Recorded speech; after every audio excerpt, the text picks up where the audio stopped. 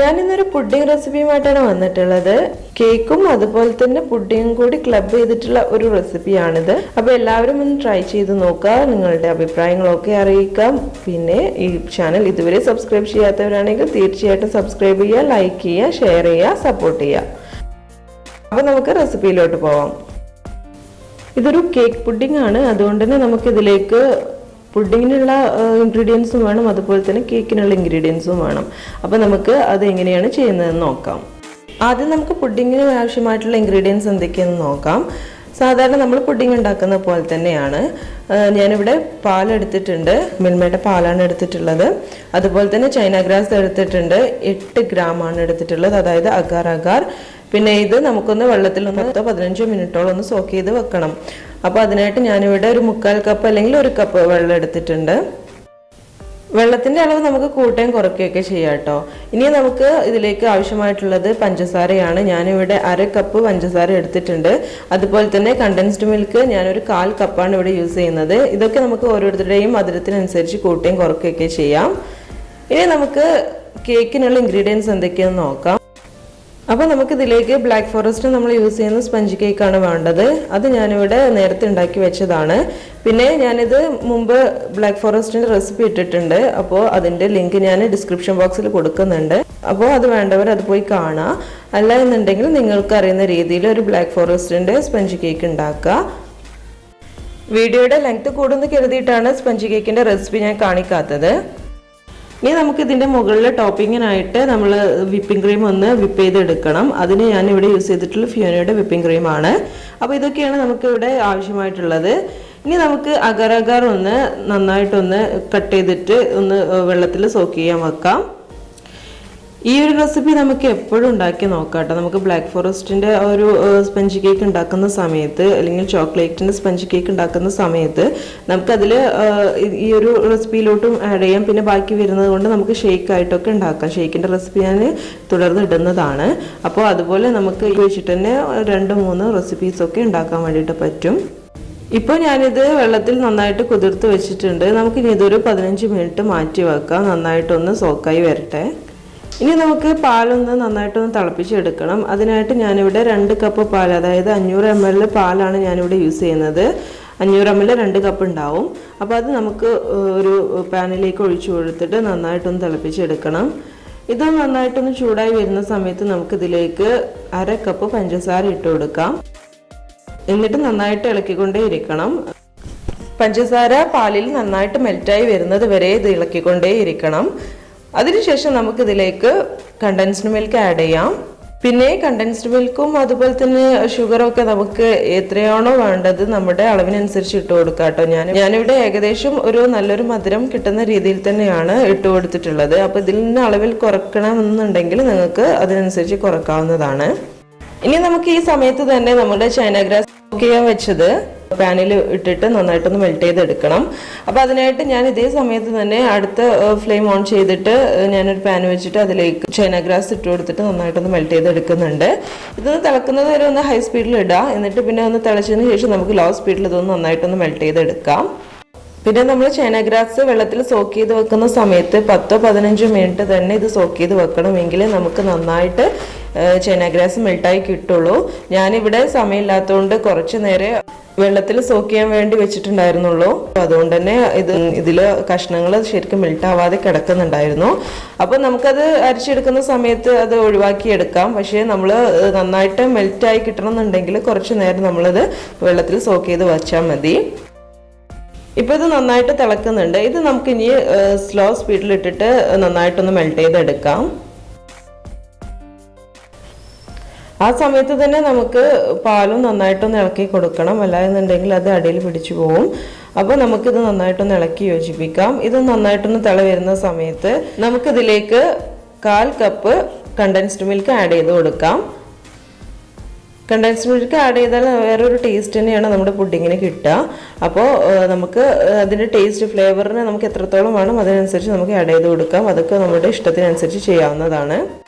ഇപ്പോൾ നമ്മുടെ പാലിൻ്റെ മിക്സ് ഇവിടെ റെഡി ആയിട്ടുണ്ട്. ഇനി നമുക്ക് തീ ഓഫ് ചെയ്യാം. ഇനി ഈ ചൂടിൽ തന്നെ നമുക്ക് ചൈന ഗ്രാസ് മെൽറ്റ് ചെയ്തതും ഇതിലേക്ക് ആഡ് ചെയ്യണം. ചൂട് രണ്ടിനും ഏകദേശം ഒരുപോലെ തന്നെ ആവണം. ആ സമയത്ത് തന്നെ നമ്മൾ ചൈന ഗ്രാസ് പാലിലേക്ക് ആഡ് ചെയ്തിട്ട് നന്നായിട്ടൊന്ന് ഇളക്കി യോജിപ്പിച്ചെടുക്കണം. ഇപ്പോൾ നമ്മുടെ ചൈന ഗ്രാസ് ഇവിടെ റെഡി ആയിട്ടുണ്ട്. ഇനി ഇത് നമുക്ക് നമ്മുടെ പാലിന്റെ മിക്സിലേക്ക് ഒഴിച്ചു കൊടുക്കാം.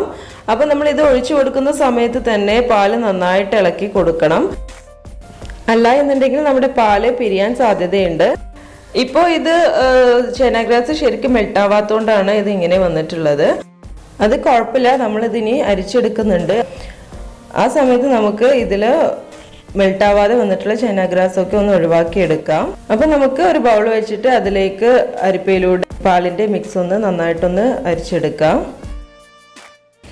ഇപ്പൊ നമ്മുടെ പുഡിംഗ് മിക്സ് ഇവിടെ റെഡി ആയിട്ടുണ്ട്. ഇനി നമുക്കിത് ഒരു ട്രേയിലേക്ക് മാറ്റാം.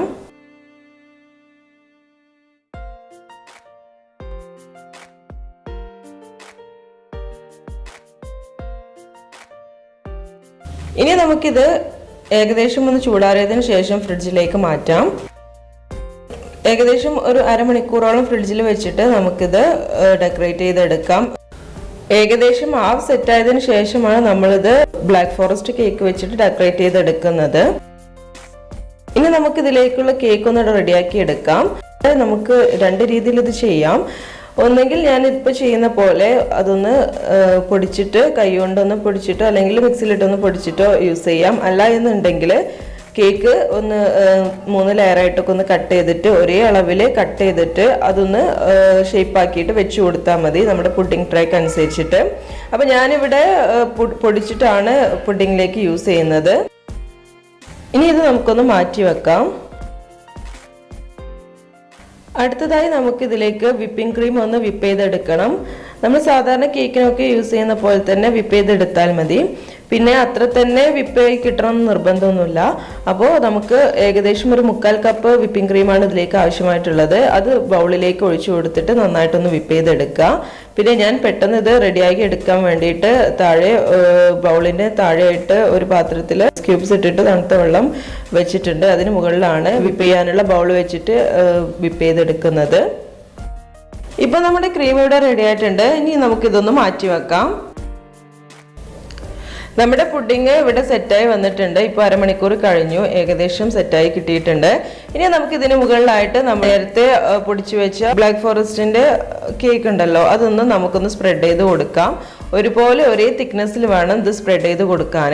പിന്നെ നമ്മൾ കേക്ക് ലെയറായിട്ട് കട്ട് ചെയ്തിട്ടാണ് വെക്കുന്നത് എങ്കിലും ഓരോ ലെയറും ഒരേ തിക്നെസ്സിലായിരിക്കണം കട്ട് ചെയ്തെടുക്കേണ്ടത്. പിന്നെ അത് വെക്കുന്ന സമയത്തും ഒരേ തിക്നെസ് ആയിരിക്കണം ഉണ്ടാവേണ്ടത്. നമുക്ക് കേക്ക് പൊടിച്ചു വെച്ചത് ഇതിന്റെ പുഡിങ്ങിന് മുകളിലായിട്ടൊന്ന് സ്പ്രെഡ് ചെയ്ത് കൊടുക്കാം.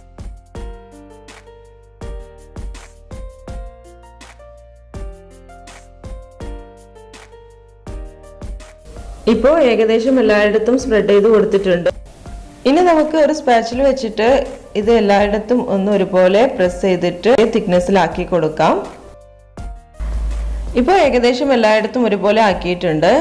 പിന്നെ ഞാനിതിന് മുകളിലായിട്ട് ചോക്ലേറ്റ് സിറപ്പ് ഒന്ന് സ്പ്രെഡ് ചെയ്ത് കൊടുക്കുന്നുണ്ട്. ഹെർഷീസിന്റെ ചോക്ലേറ്റ് സിറപ്പാണ് ഞാനിവിടെ യൂസ് ചെയ്യുന്നത്. അപ്പോൾ അതൊന്ന് നന്നായിട്ടൊന്ന് എല്ലായിടത്തും ഒന്ന് സ്പ്രെഡ് ചെയ്ത് കൊടുക്കുക. നിങ്ങൾക്ക് ഷുഗർ സിറപ്പ് വേണമെന്നുണ്ടെങ്കിൽ അതും ഇതുപോലെ തന്നെ ചെയ്ത് കൊടുത്താൽ മതി.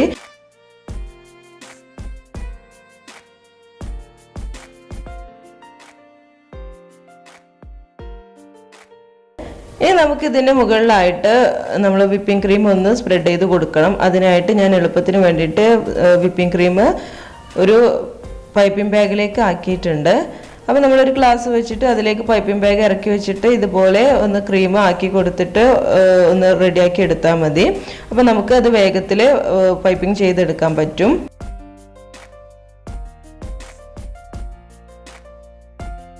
ഇപ്പോൾ വിപ്പിംഗ് ക്രീം ഇവിടെ റെഡി ആയിട്ടുണ്ട്. ഇനി ഇത് നമുക്ക് ഈ പുഡിങ്ങിന്റെ മുകളിലായിട്ടൊന്ന് നന്നായിട്ടൊന്ന് ഒരുപോലെ സ്പ്രെഡ് ചെയ്ത് കൊടുക്കാം.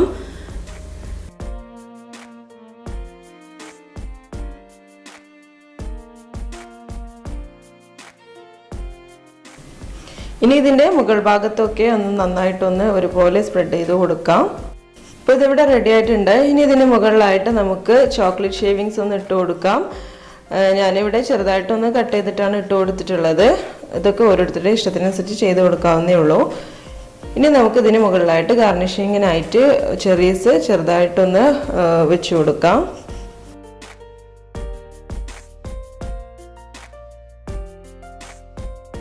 ഇപ്പോൾ നമ്മുടെ ബ്ലാക്ക് ഫോറസ്റ്റ് പുഡിംഗ് ഇവിടെ റെഡി ആയിട്ടുണ്ട്. ഇതിൻ്റെ അടിഭാഗത്ത് നമ്മൾ നോക്കുകയാണെന്നുണ്ടെങ്കിൽ കണ്ടില്ലേ 3 ലെയർ ആയിട്ടാണ് ഇത് കാണുന്നത്.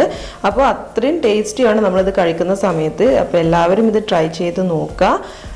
സൂപ്പർ ടേസ്റ്റ് തന്നെയാണ്. വളരെ ടേസ്റ്റി ആയിട്ടുള്ളൊരു കേക്ക് പുഡിംഗ് ആണിത്. പിന്നെ നമ്മളിത് കഴിക്കുന്ന സമയത്ത് നമ്മൾ ഈ 3 ലെയറും, അതായത് വിപ്പിംഗ് ക്രീമും അതുപോലെ തന്നെ കേക്കും പിന്നെ പുഡിങ്ങും, ഇത് 3ഉം കൂടി നമ്മൾ ഒരുമിച്ച് എടുത്തിട്ട് വേണം കഴിക്കാൻ വേണ്ടിയിട്ട്. അങ്ങനെ കഴിക്കുമ്പോഴാണ് നമുക്ക് ഇതിൻ്റെ റിയൽ ടേസ്റ്റ് കിട്ടുക.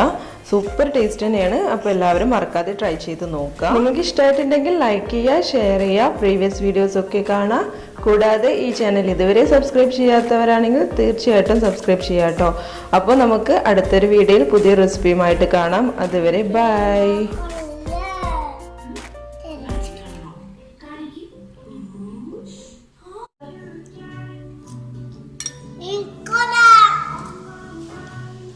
Cema,